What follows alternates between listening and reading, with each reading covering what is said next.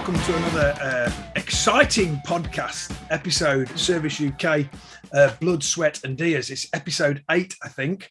And I'm really fortunate to have my good old mate, Pascal Proyart, my chef, my assistant out in the field, and good mate and mon ami. How are you, Pascal? Very well, thank you. Thank you, Owen. Fantastic. Had a great morning, great week, and a lot of activity now. So a lot of cooking and hunting. Yeah, you've been out in the woods in one of my areas. How did you get on? Yeah, I get on really well. I mean, we haven't been there for quite some time because it was, obviously the summer, and the vegetation is super high, and I know there's quite a lot of muntjac in there, which you want to try to take out. And so I've just been this morning, have a quick look, and managed 3. So it's been quite a lot of activity in there.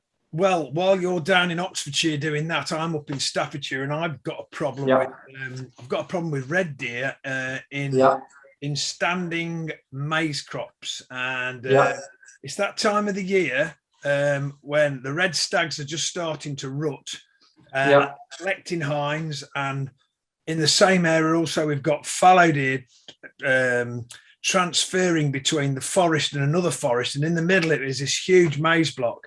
We get damage every year, and we've droned it this year to see where the damage is, and they've created like a clearing in the maize, and all along the edges they've been eating away at it, and the farmer's going, oh, there's deer everywhere. Well, until they've been able to cut the wheat next to it, we haven't been able to do anything with it. Now we can get in and see it. So we've seen a lot this morning, but again, it's very flat ground, doesn't always present a shot. You could say deer stalking, but it isn't really. It's crop protection. It's not. It's exciting, but you could never kind of take a client into that scenario, So you have to kind of see what happens and step back out of it, come back around in a different way, try and catch them out and cut them off. But so I've had an exciting morning as well. But I've asked you to come onto the podcast, Pas, because we always have these really lovely chats on the phone and when we see each other. And I thought it would be lovely to share with our fantastic. Good to see you. Our podcast audience. Our relationship doesn't sound right, but how we got to know each other and your history, because you obviously are French and grew up in France. And tell us a little bit about that, Pascal. Where did you grow up, and how did you get into hunting, and how did you get into cooking as well? Well, I mean, hunting in France is a big thing as well. It's more like a hunting. I would call it like a sport in the UK. I've started with my granddad long time ago. He used to hunt on taking me out when I was 5-6 years old for the rabbit, but very much for the table, the food. That's what it was about a long time ago. That's the way I learned it. And I've just been very passionate, and I'm very lucky because I live in the countryside in Brittany. So you got the sea on one side, and behind I had the woodland, the marais, for the ducks, the big hunting. And just been my granddad was a fisherman, so he fish, he hunt, perfect, and I've learned it when I was a child. And I think you told me that wasn't your father or your father and your mother didn't have a restaurant, and didn't you kind of grow up in a restaurant environment? Yeah, I'm born in it. My dad used to be a chef. My mom looked at a restaurant. They had 5 restaurants before. Ooh. So it's a big business. And it was really good because obviously they get a fish from my granddad. At that time, I think the game was not a lot for the restaurant, to be fair. It was more for the family. But every weekend we had game on the table. It was prepared by my grandma, who was a chef also. So I'm pretty much born in it. It's brilliant. So when did you decide, I'm going to be a chef, or had your dad already decided you were? Oh my goodness, what a question!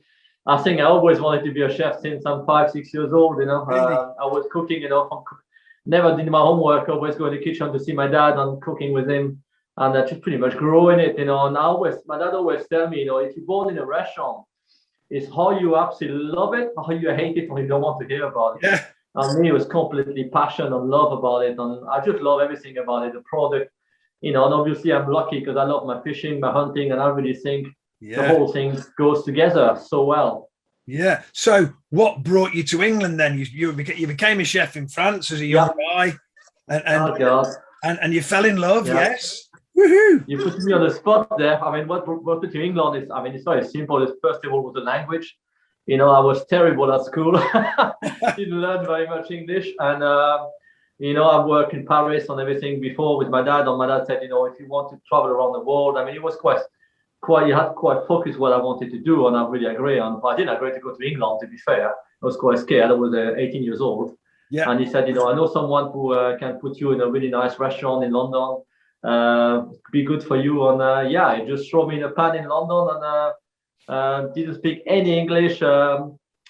You know, see a few ladies or whatever, learn more English. Yeah. And managed to end up to find my wife. And 3 years later, left to Belgium with my future wife and with a bit more English. And then I work around the world. And I always say to my wife, you know, if I got an opportunity, I would come back to England and find a great restaurant, great hotel in London, and then came back to London many years later.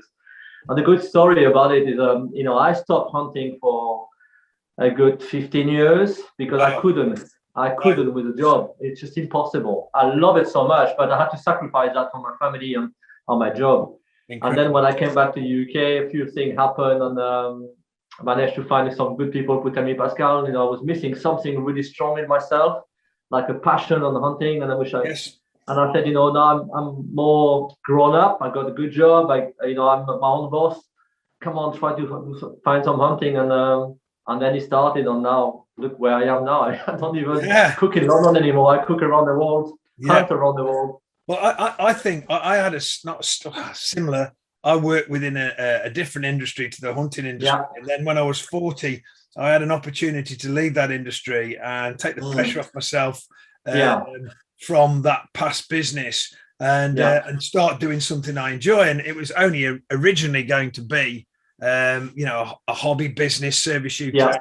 And it grew into what it is today. And we're both very fortunate that we work in an environment. I mean, you with your passionate cooking and complement with hunting, and me with my deer stalking, but now I get to film, photograph, write about it, and share it with other people. And it's generally the feedback is great, and it's a lovely thing in the morning.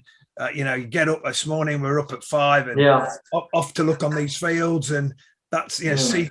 We're really fortunate that we get to see the last light and the first light a lot. I agree. And you see people putting on Instagram, oh, what a beautiful sunset, what a beautiful sunrise. That's part of our working environment, isn't it? So we're very... Oh, yeah, we're so lucky. And to be fair with you, it's very hard to explain to people who don't actually do it. You know, I always say to people, I said, God, you know, you don't know what you're missing. You know, we are there. You know, it doesn't matter if there's any success on the hunt, whatever. It's just to be out there and to be there, waking up with the birds and hearing the forest waking up. It's just magical. I just love it. I wouldn't change it for anything in the world.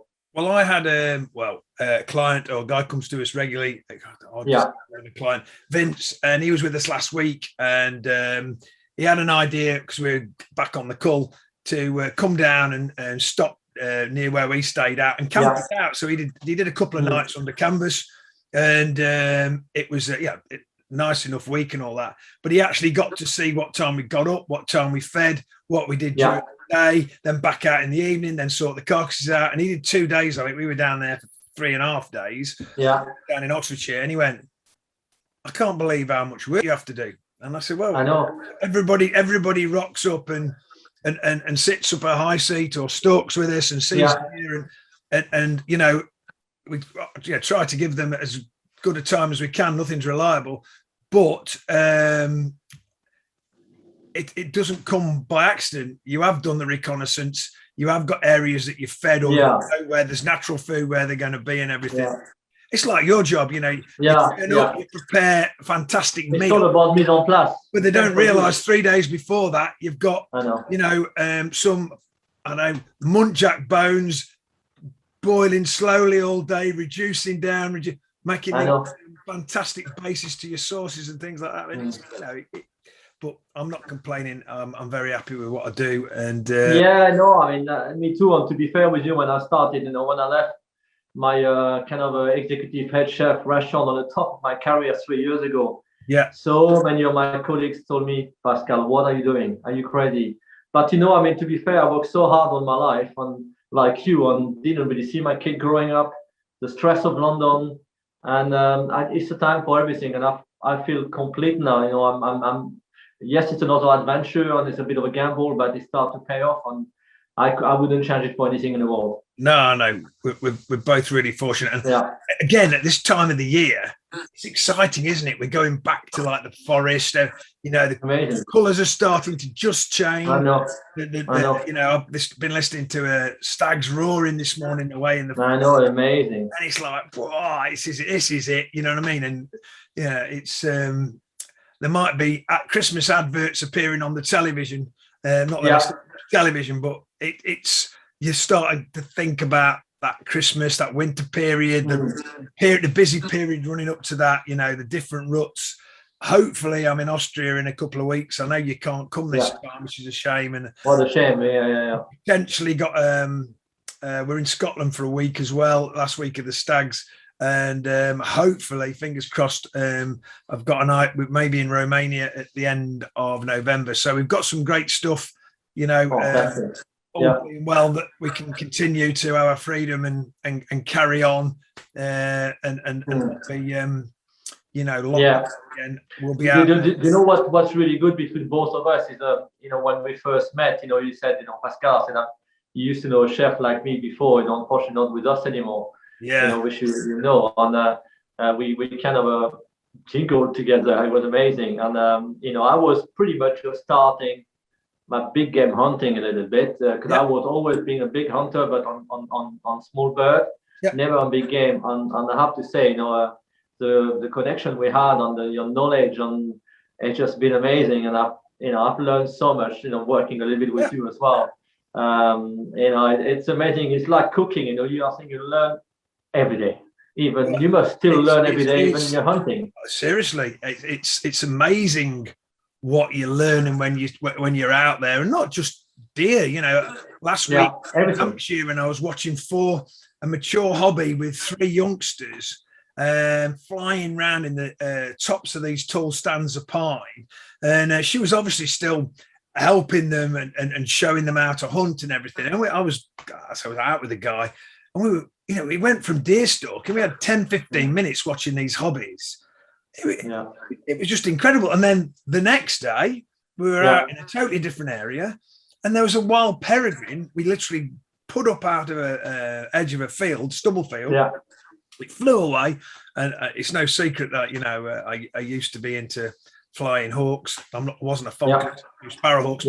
Away flew this peregrine with a huge crop. And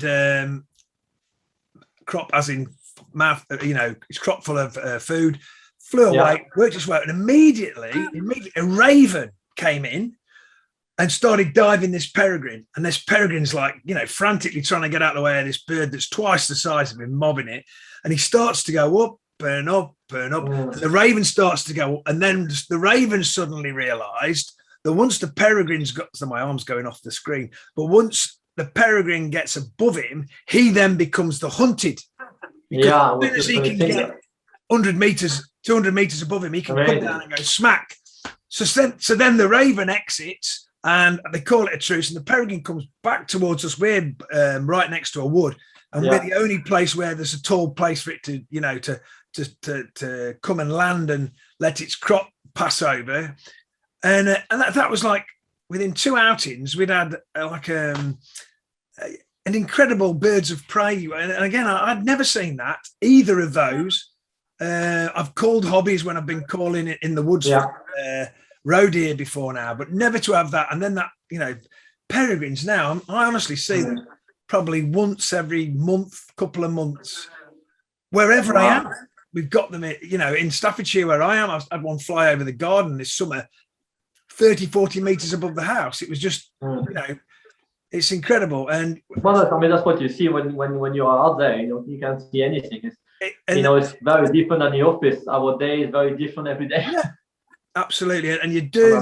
I if I have guys out me, whether they're hunters, friends, or even people not deer stalking, but I'm just coming out to see what we do, to explain deer management. I try and, you know, give them what I've learned from my own experiences, what I've picked up from people when I was younger with them who were much more experienced than me, and then put my own slant on it. So, you know, I'd seen other things and thought, well, maybe I'll try this and try that. But, you know, it's what has happened and has been the last month I've really seen is now there's so many people everywhere in all my hunting areas. I just cannot get any sanctuary at all. This morning, really? Just breaking like 200 meters behind us. I'm up on my sticks, not for a shot, but looking, my rifle's up and I'm looking. And then you can hear something in the background. There's a guy walking 2 Labradors. He hasn't got a clue we're there. Nowhere near a footpath. You know what I mean? Just because it's a big open stubble field. Yeah, you have to be very careful all the time now. Oh, you've got to have eyes in the back of your head, and you're like, I agree. You've got to be so triple sure you've got a good backside. I mean, that's a challenge we have. I will think, you know, and I think we have to live with it. We don't have a much choice, but you know, you're right, and we have to be very prudent and very careful about every move you're doing, and definitely when you take a shot, that's for sure.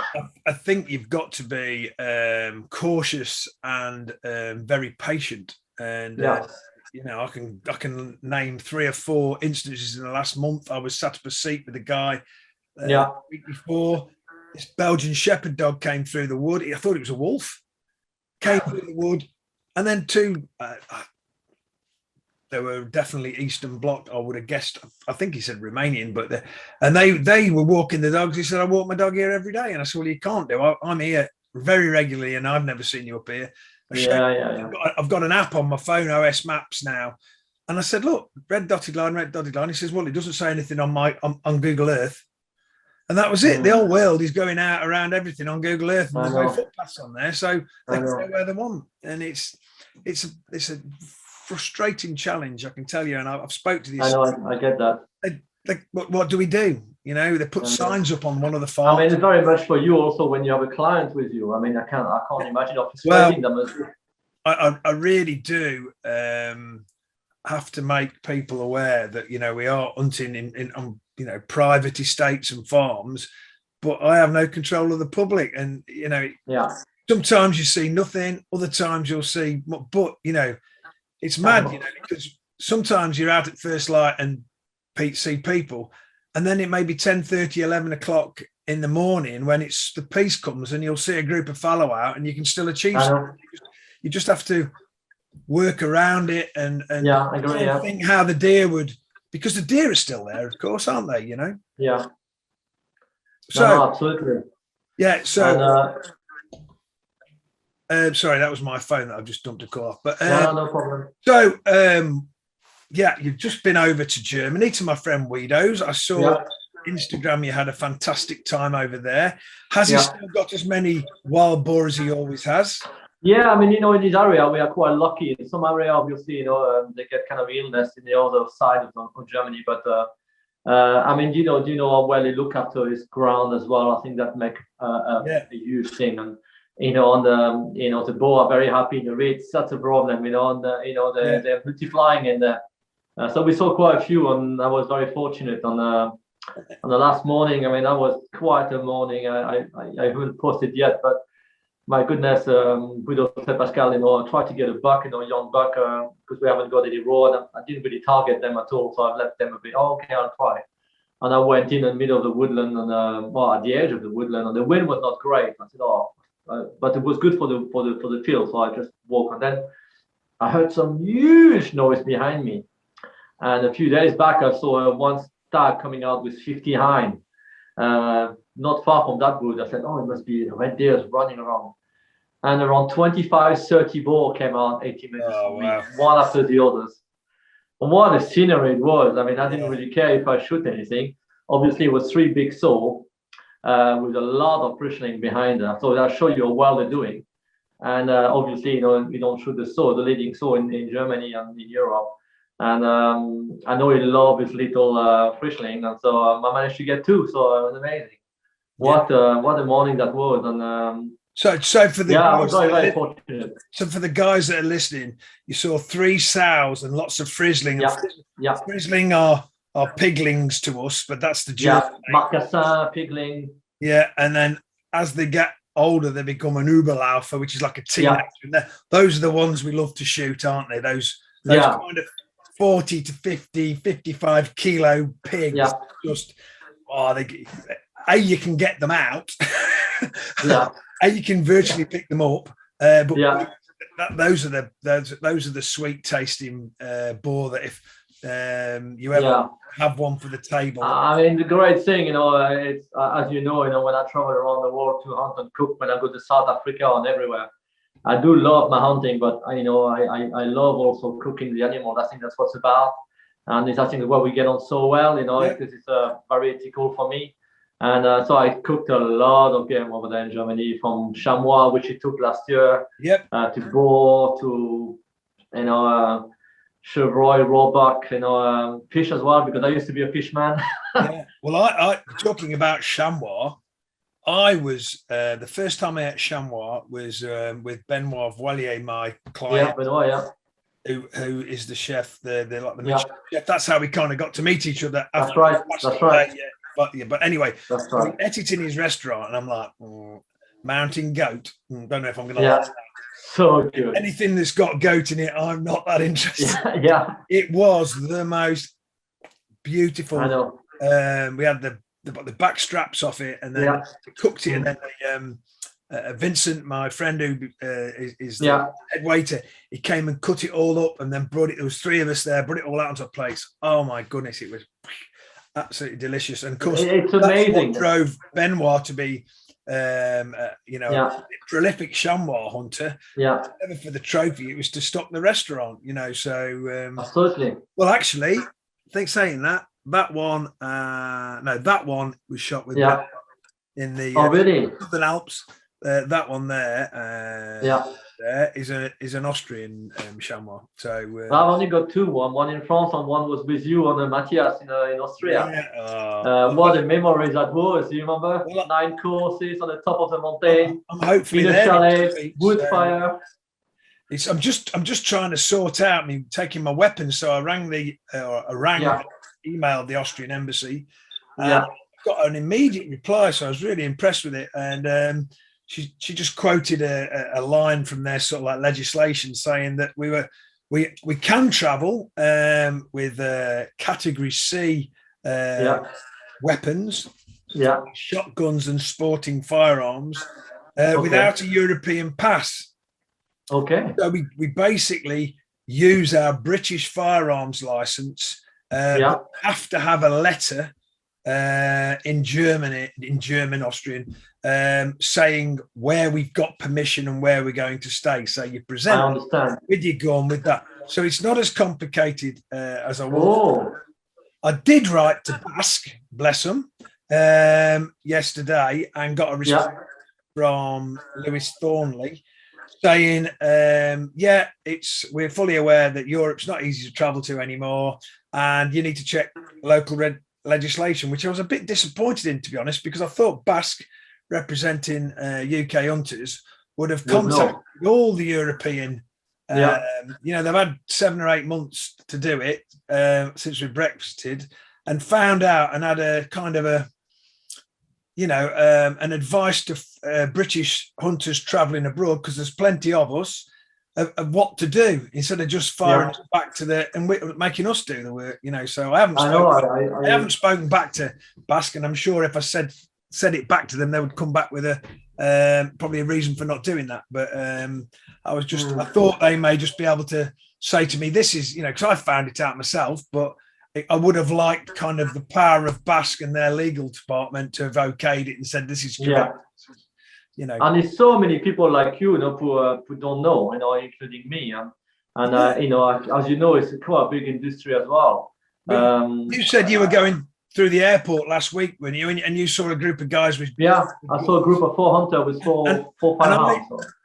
And I also heard somebody was traveling to Spain a few weeks ago, last week, on the holidays, and there was a group of 6 or 7 British guys all checking in shotguns. So I presume they were going partridge shooting in Spain. So we must be able to do it, but really do with one of the shooting bodies that represent us to clarify all that and have like an information pack, wouldn't you? You know, and you go click, oh, I'm going to Spain, right? This is what you need to do.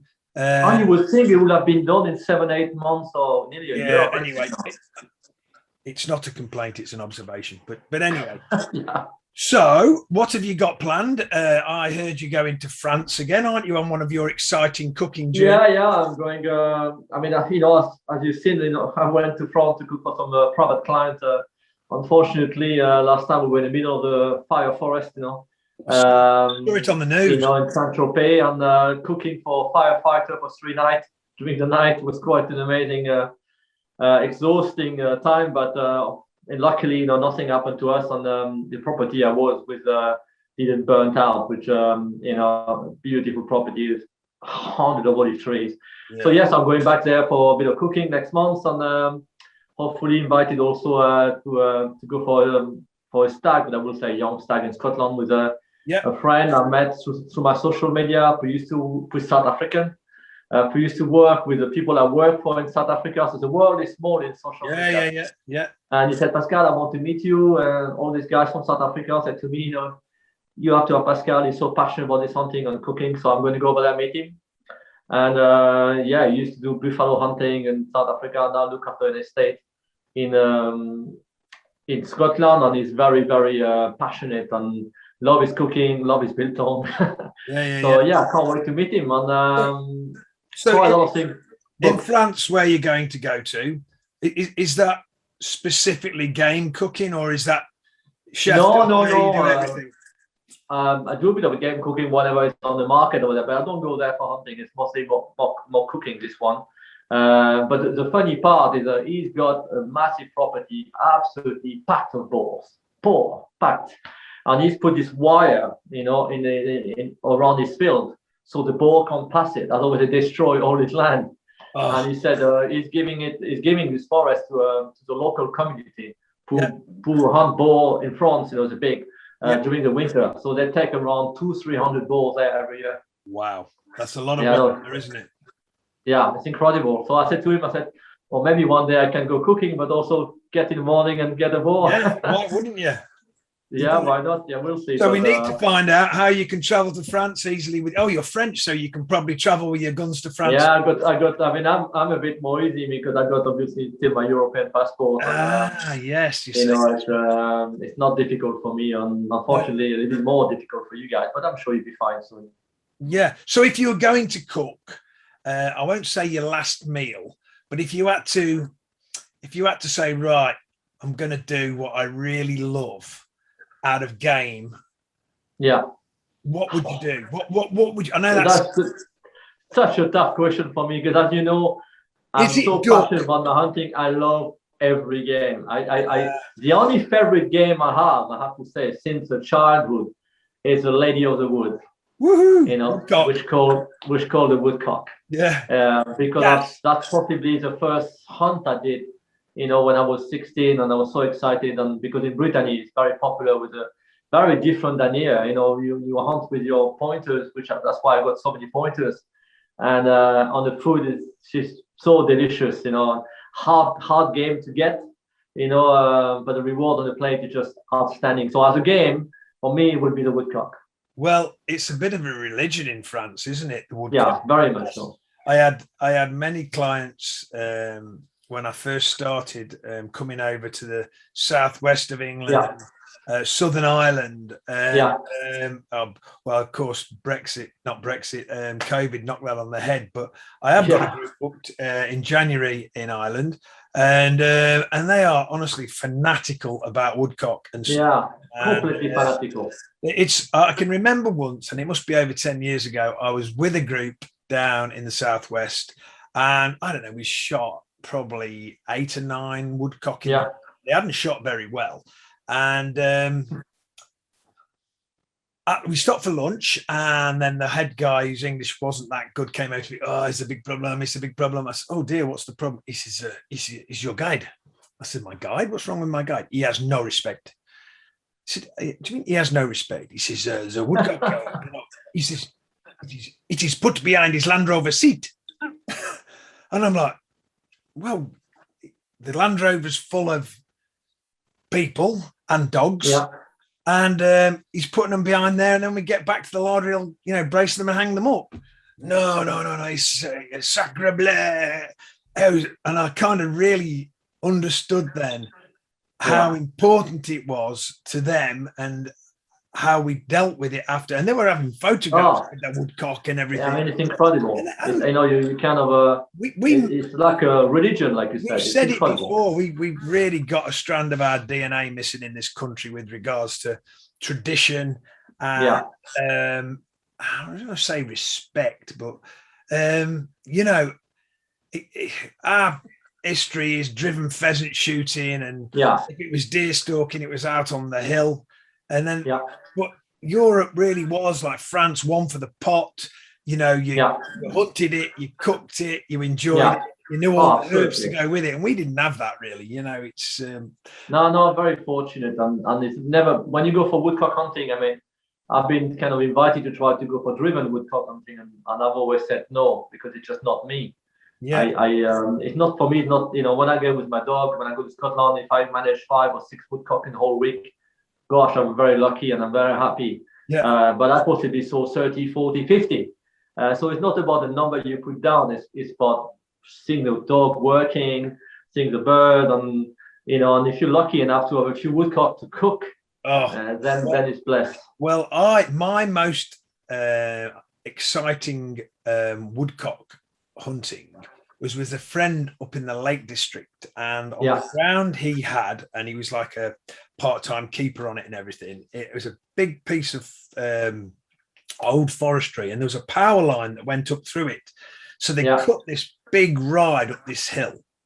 And we used to go and stand at the top of it as it was going dark, and then the woodcock used to fly up out of it, and then so you couldn't see them, then you would see them against the sky. So we used to get this like dusk woodcock shooting, and we'd probably shoot 3 if we were lucky, and we used to do that for a couple of nights, and it was just tremendous snap shooting, you know what I mean? And I know, it's all about snap shooting. We used to have a spaniel in them days. It was a bit kind of wayward. Well, all my dogs were wayward, but Buster, bless him, and he used to just disappear, and I missed that one, and he'd come back and he'd be like, oh, he's got one, and you didn't know you'd hit it, it was that kind of I mean, it's very much really, snap shooting. You're right, really exciting. And then there was another time in the same area, specifically for woodcock, and we'd spent all day doing this little walked up shoot, and we'd moved around on our pegs. It was like a little farmer's shoot, and the guy who I was with said,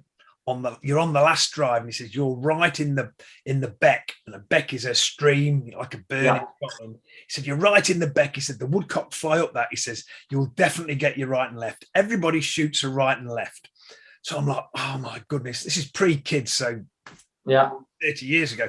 Anyway, so there I am, like, all right, here we go. I'm going to be in shooting times. They used to publish all the right and lefts in shooting times. And there I am. And then they could hear the beaters come. Then there was a scream and a shout, and then everything went, and they blew the whistle. So what's that all right? It's like the last drive of the day. Anyway, all assembled, and one of the beaters had fell into the burn, broke his leg. Oh no! Well, it wasn't the air ambulance. It was like the blooming Lake District Mountain Rescue to come and get it. So I never got it. I never got the chance. In my life. That was.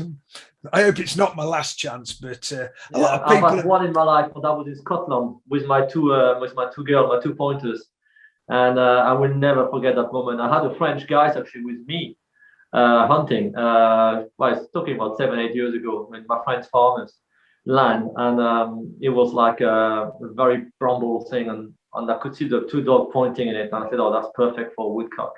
So I said to my friend, I said, "Go on my left. He may go left or right." And he never really, if you're not used to shoot woodcock knife, I said, be careful because it goes fast. And he never shot a woodcock before.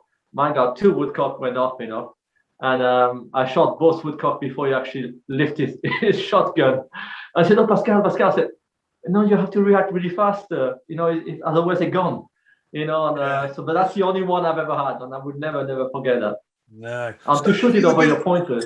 If you were going to cook a woodcock, how would you? Let's narrow it down. Then it's the food. How would you cook a woodcock? I mean, now because I'm a bit more, I would say, technical about my cooking.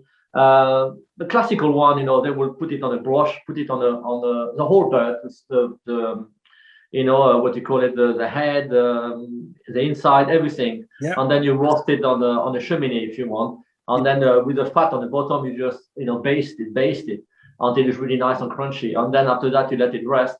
Then you take the breast out, and then normally what you do, you take all the inside.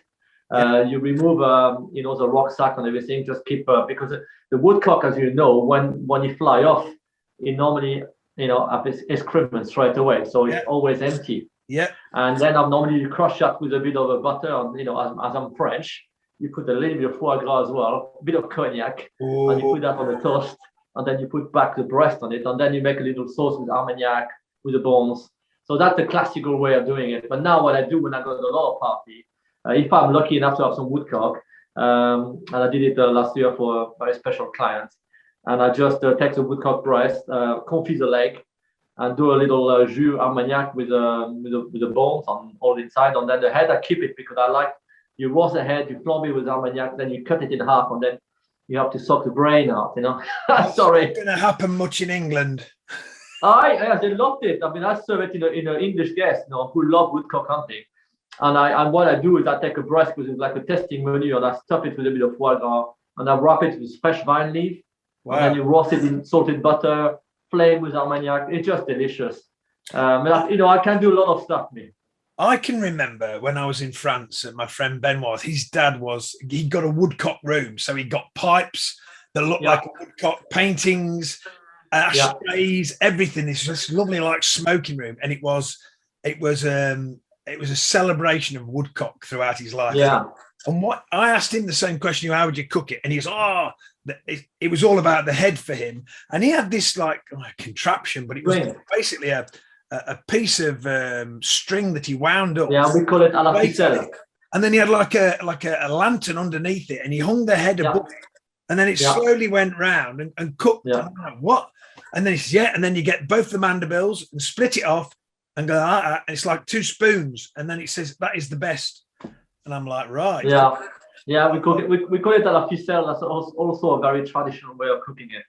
But in France, we don't like wastage, so we pretty much eat everything. The bones and everything. It's very special. People say to me, why does Pascal's food taste so delicious? And I say because it includes cream, fat, salt, things that you're not allowed to cook with at home. No, I don't know. I mean, you have to think, I traveled around the world before, and I work in 2 3-star Michelin and run Michelin star restaurant. And before I actually become a proper executive chef or head chef that they call it, I was like a chef saucier, in all the star restaurant for 10 years possibly. All my job was to roast, cook fish or cook meat and do sauce for around 8-9 years. Wow. And that was. And once you start to manage and to do that very well, then you pass, sous chef or chef, whatever it is. So sauce, as you know, is my thing. And I think the sauce makes speak, the whatever you cook with. And you just have to treat it with passion, the same passion than when you go hunting. It's the same thing. When I'm in my kitchen, I'm in awe. As you know, it's very different. And you mentioned Africa earlier, and I'm just trying to, present to the listeners what you do and what I know you went off and you did that with who was the? Yeah, I did that with these people. I'll show you that quickly. Oh, watch that head. Right. So I did that with these people. So John X Safari. Yeah. Which is they contacted me through my social media, and they do a lot of big hunting in Africa, and we wanted together to put something together. A lot of people have this think of Africa cooking is only for trophy, nothing to do with the meat, and it's so wrong. Yeah. So together we try to put something to show people. I mean, every time I go to South Africa, the meat is amazing, and some of the meat they actually hunt go to the villages as well. Yes. So it's a big thing, and going back. Normally, I should have gone in September. Obviously, cancelled because of COVID.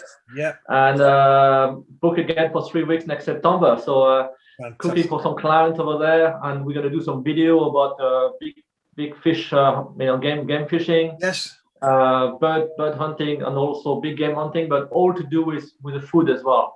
Yes. So it's going to be field to plate, field to fork. I'm so excited. What's the most interesting game meat you've cooked out there? Is it strong in flavour, or is there a particular? No, I think the most exciting for them and for me actually was a bit of a challenge is porcupine. Porcupine? Yeah, porcupine, because they were getting this porcupine for these American guys. And I said, what are you doing with the carcass? I said, oh, they don't really want it. We give it to the villagers. Said, no, give it to me. I'll cook it. I said, you sure? So, I took the porcupine and I took the saddle of the porcupine, did some lovely satay with it for aperitif. It was amazing. And they said, Pascal, we're keeping all the porcupine now. I cooked everything. But and I think the most tender and delicious was the eland. I mean, that is something out of this world. But all the game are really good. But what you will think, Owen, is the game in South Africa actually are much more milder than over there. Oh, really? You must have tried it. It's so light flavors. You wouldn't even think it's game. So all the game, John X safari hunt, some of them go for the clan, but most of them go for the butchery, for the restaurant. Oh, wow. Which is wonderful. Yeah. I think that's the way it should be. And also, because I'm a great believer on South Africa also hunting, because I don't think if we didn't have this, we'd be very sad, because a lot of animals I think wouldn't be there anymore. Because I think they're looking so well after it. I mean, this is a 60,000 hectares. There's so many animals in there. They're all in the wild. They're all very well looked after. Free-range, fantastic. It's no secret. It's a massive business out there, isn't it? You know what I mean? And they have to do a lot to protect it and manage it, and it's one of the Africa, whether it's Botswana or any of those places, or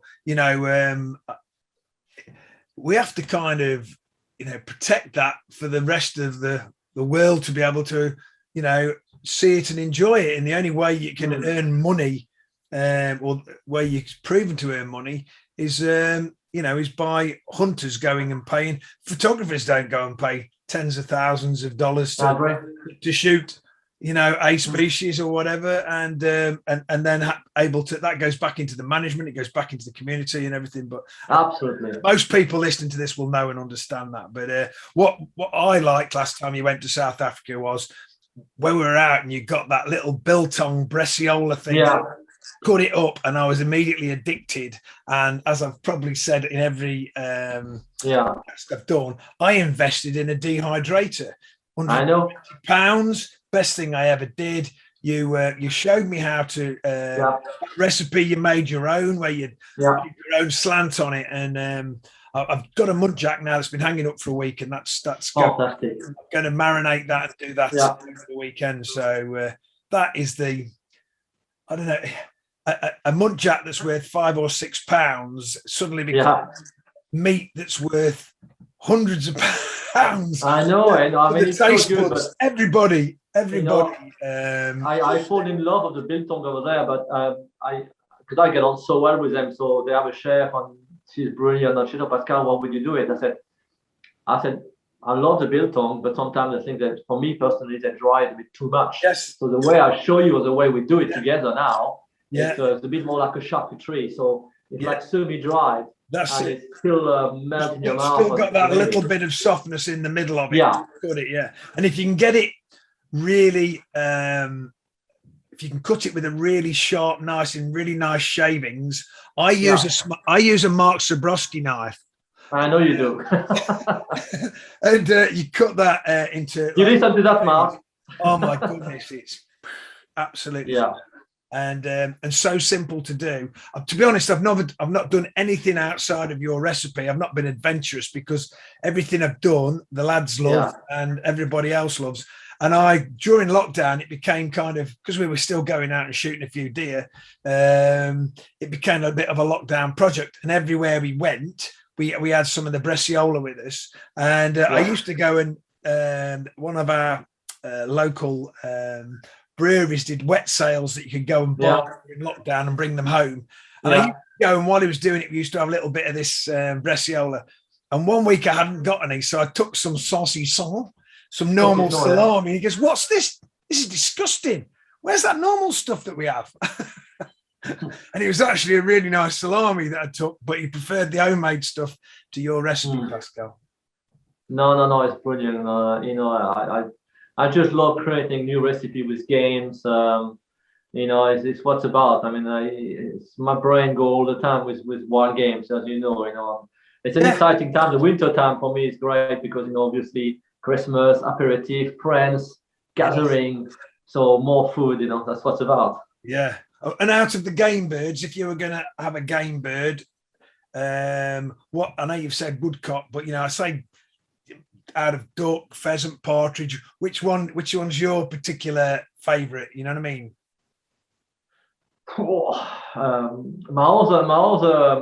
My other little favorite, it's pretty much a teal. I love the teal.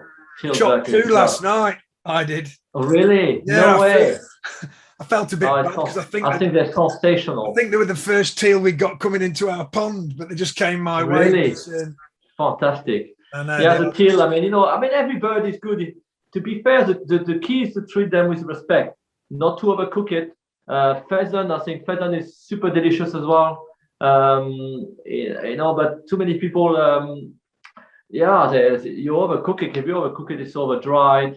It depends what part you have. If you the leg in slow cooked,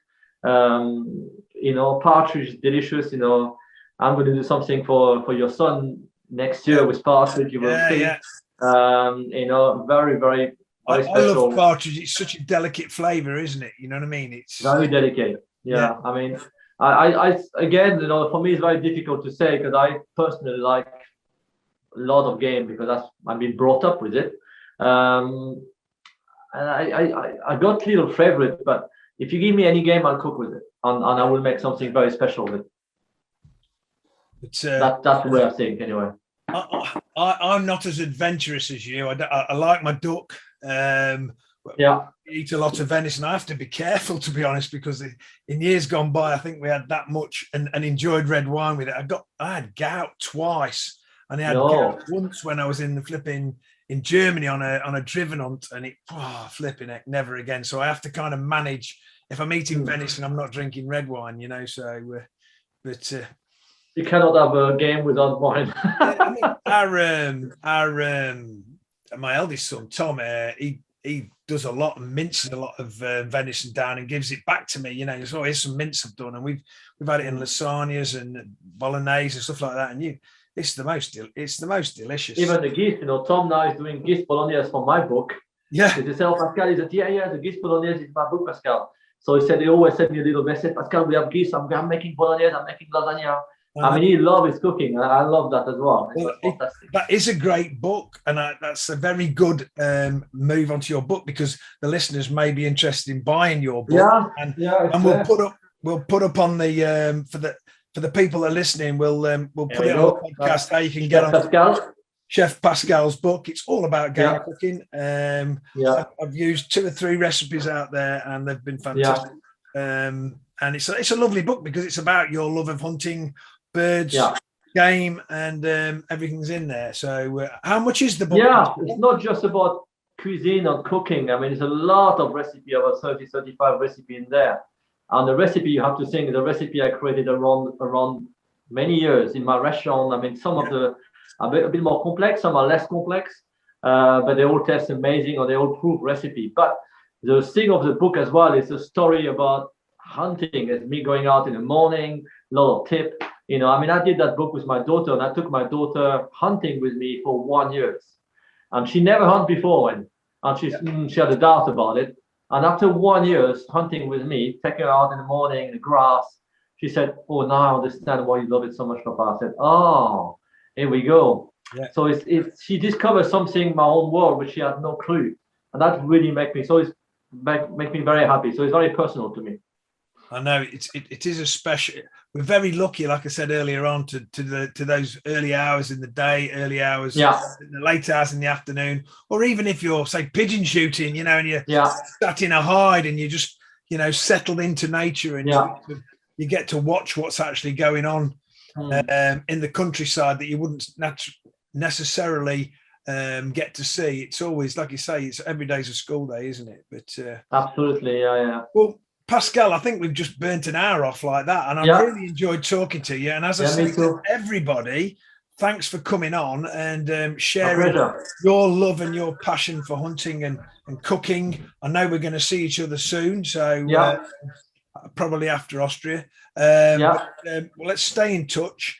Thanks for coming on. I've really appreciated it. I hope the listeners have enjoyed it. And I'll put up on the end of this how to contact you if they're interested in anything or buying the book or any cooking, anything. Follow him on Instagram, guys. He's prolific with his posts about hunting and cooking and his passion for everything. He's a great guy to follow. Thank you. I appreciate it, Pascal. I enjoy our friendship. Well, thank you. We'll catch up soon on one man tale for Austria. I'll be watching you very closely. See you soon, Pascal. Have a great day. Bye.